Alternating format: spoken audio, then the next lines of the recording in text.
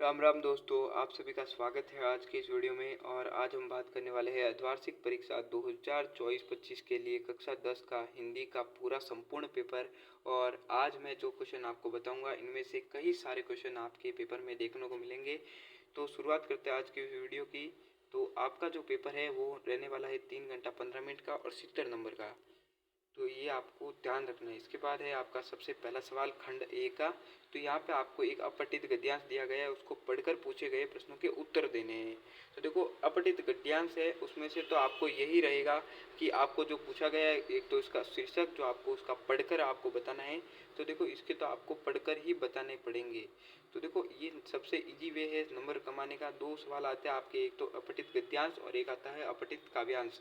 तो इन दोनों से आप अच्छे नंबर बना सकते हैं। सभी दोनों 5-5 नंबर के आएंगे, तो 10 नंबर यहाँ पे आपके पहले ही बन जाएंगे। और इनको देखकर आपको इनके उत्तर बताने हैं, काव्यांश के और गद्यांश के। तो मैं मुख्य मुख्य सवाल बता देता हूँ आपको। तो यहाँ से आपका पेपर सही से शुरू होता है, मतलब जो आपको बताने योग्य चीज़ें हैं वो, कि ये सवाल आपके आ सकते हैं।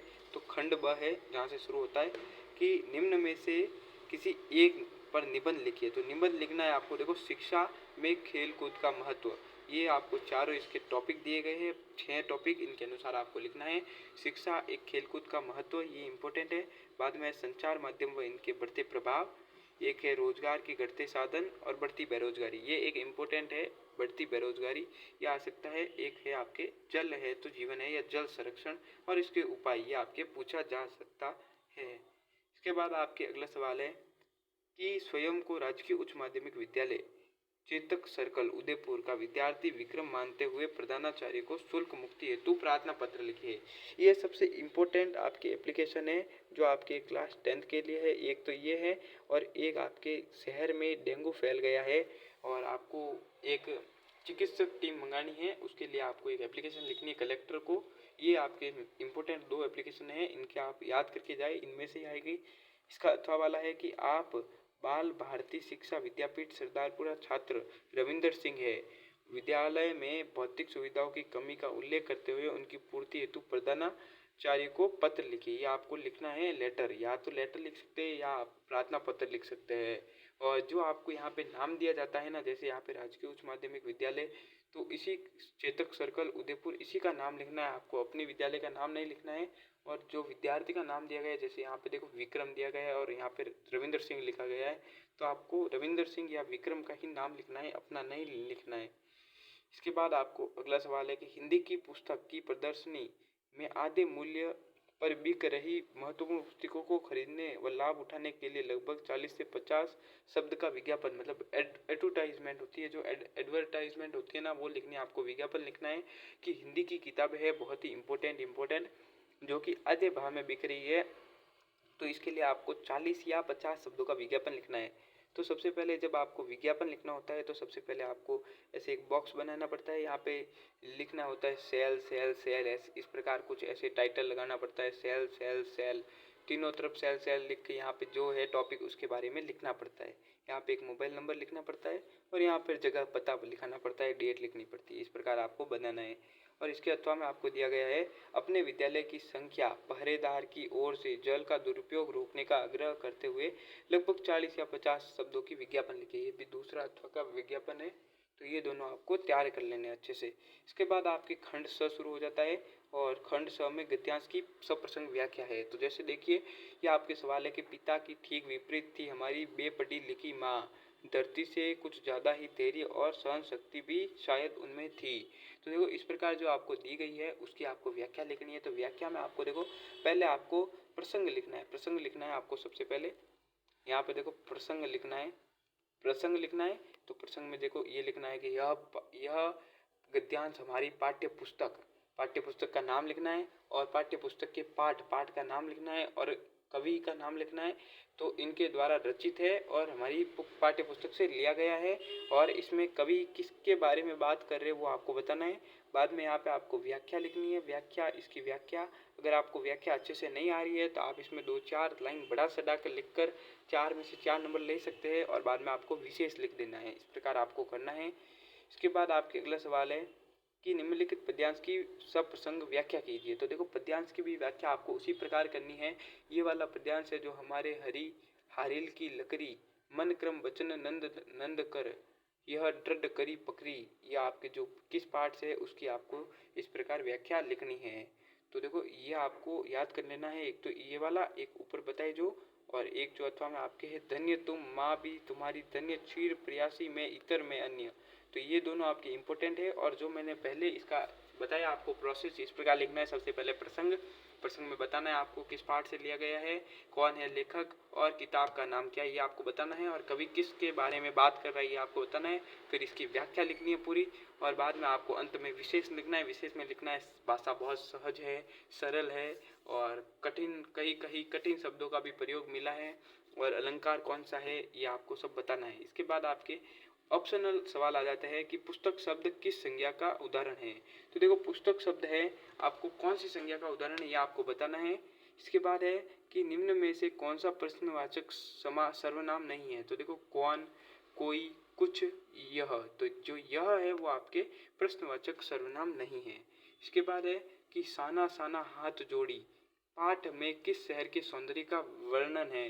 देखो साना साना हाथ जोड़ी है जो आपके पाठ है उसमें किस किस शहर के सौंदर्य का वर्णन है यह आपको बताना है। इसके बाद है कि मैं क्यों लिखता हूँ पाठ के लेखक कौन है। देखो जो इसके लेखक है ये आपको बताना है। मेरे तो ये पाठ नहीं थे, ये आपके हैं, इसके अनुसार आपको बताना है। इसके बाद है अत्यधिक शब्द में खाली जगह उपसर्ग है। देखो अत, इसमें अत्यधिक में अत उपसर्ग है। इसके बाद है जब दो समास स्वर मिलकर दीर्घ हो जाते हैं तो ये संधि कौन सी कहलाती है। तो ये कहलाती है दीर्घ संधि। दीर्घ संधि कहलाती है। इसके बाद है कि प्रतिदिन और यथाशक्ति शब्दों में समास है। तो ये आपको बताना है। देखो इसमें प्रति है, प्रतिदिन में कौन सा होता है ये आपको बताना है। इसके बाद है कि सक्रामक क्रिया की परिभाषा दीजिए। तो जिसमें देखो फल कर्म को मिलता है उसे सक्रामक क्रिया कहते हैं, ये भी आपको याद रखना है इस प्रकार। इसके बाद है आंख फेर लेना।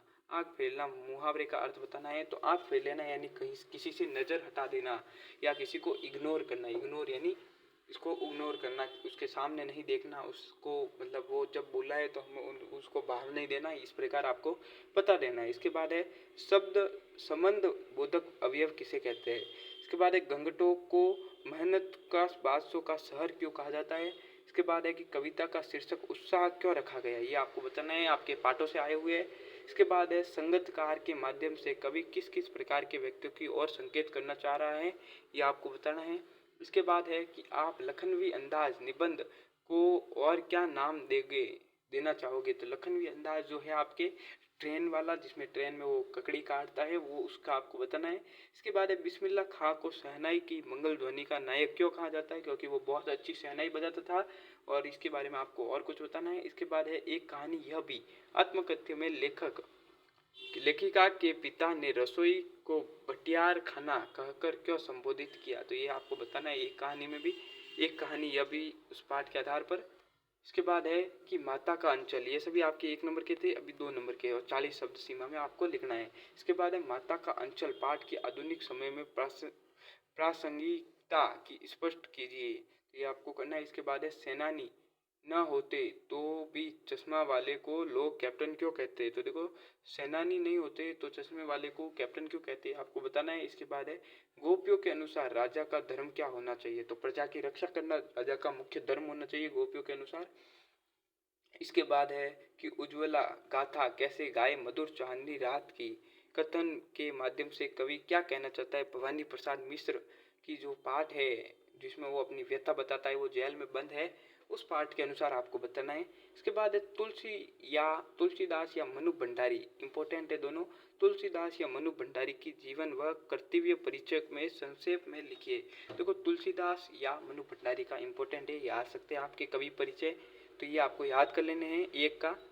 तो इसके बाद है कि संस्कृति पाठ के अनुसार लेखक ने संस्कृति और असंस्कृति किसे कहा, यह आपको बताना है। इसके बाद है शहनाई की दुनिया में डुमराव को क्यों याद किया जाता है। तो देखो डुमराव को क्यों याद किया जाता है वो आपको बताना है आपके पाठ के अनुसार। शहनाई की दुनिया में डुमराव को क्यों याद किया जाता है। इसके बाद है कि हिरोशिमा की घटना, जो हिरोशिमा में, जापान के हिरोशिमा में परमाणु बम फोड़े गए थे, उसके अनुसार पूछा गया है कि हिरोशिमा की घटना विज्ञान का भयानक दुरुपयोग है। आपकी दृष्टि में विज्ञान का दुरुपयोग कहाँ कहाँ और किस तरह हो रहा है, ये आपको बताना है कि आपकी दृष्टि में मतलब विज्ञान का कहाँ कहाँ गलत उपयोग हो रहा है और किस तरह हो रहा है। जैसे देखो, फैक्ट्रियों में विज्ञान का प्रयोग होता है, उससे फायदा भी मिलता है, पर वहाँ से बहुत सारे अपशिष्ट पदार्थ हो गए, कल कारखाने से जो निकलता धुआं है उससे कहीं सारा प्रदूषण हो रहा है और उससे हमारा जो पर्यावरण है उसको आपको नुकसान हो रहा है। इसके बाद आपके अथवा में पूछा गया है कि प्रकृति के उस उन्नत और विराट स्वरूप को देखकर लेखिका मधु हांगरिया को किस अनुभूति होती है, कैसी अनुभूति, तो यह आपको बताना है इस प्रकार। इसके बाद है लक्ष्मण परशुराम संवाद। जो लक्ष्मण परशुराम संवाद है एक अत्यंत रोचक व्यंग्यमयी काव्य रचना है। इस कथन को उदाहरण सहित सिद्ध कीजिए। आपको ये मुंह के मुंह पर याद रहना चाहिए। लक्ष्मण परशुराम संवाद सबसे इम्पोर्टेंट है, इस ईयर के लिए सबसे इम्पोर्टेंट सवाल इसी पार्ट से आएगा, 3 नंबर का। इसके बाद नागार्जुन ने बच्चों की मुस्कान के सौंदर्य को किन किन बिंबों के माध्यम से व्यक्त किया, यह आपको देख लेना है। इसके बाद है राम वृक्ष बेनीपुरी के रेखा चित्र बाल गोविंद भगत के आधार पर भगत का चरित्र चित्रण कीजिए, आपको करना है।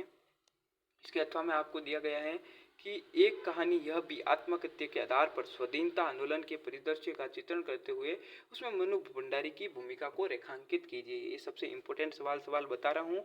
और अगर आप किसी अन्य सब्जेक्ट जो आपके आगे पेपर है उनका पेपर चाहते हैं तो कमेंट बॉक्स में बता दीजिए कि आपको किस विषय का पेपर चाहिए। और अगर आप चैनल पर नए हैं तो चैनल को सब्सक्राइब कर दीजिए, क्योंकि हमारे चैनल पर आपके सभी विषयों के पेपर आपको समय अनुसार मिल जाएंगे। इसके बाद है गोपियों ने अपने वाक चातुर्य के आधार पर ज्ञानी उद्धव को परास्त कर दिया, उनके वाक चातुर्य की विशेषता लिखिए। इसके अथवा में है कि बिस्मिल्लाह खां के व्यक्तिगत में कौन कौन सी विशेषता आपको प्रभावित करती है। तो देखो, बिस्मिल्लाह खां के व्यक्तित्व में कौन कौन सी जो विशेषता थी वो हमें प्रभावित करनी है, वो आपको बतानी है। तो आज के पेपर में बस इतना ही, आज के वीडियो में बस इतना ही। ये जो मैंने क्वेश्चन बताए हैं इनमें से आपके बहुत सारे क्वेश्चन इसी प्रकार या इसी टाइप, मतलब यही का यही पेपर, यही का यही प्रश्न उसमें छपेगा। मैं ये नहीं कहता कि इस पेपर के सारे क्वेश्चन आएंगे, पर इसमें से बहुत सारे क्वेश्चन आपको देखने को मिलेंगे। धन्यवाद। अगर आप किसी अगले वीडियो चाहते हैं, अगले पेपर की वीडियो चाहते हैं तो कमेंट बॉक्स में बता दीजिए कौन से विषय का चाहिए। धन्यवाद।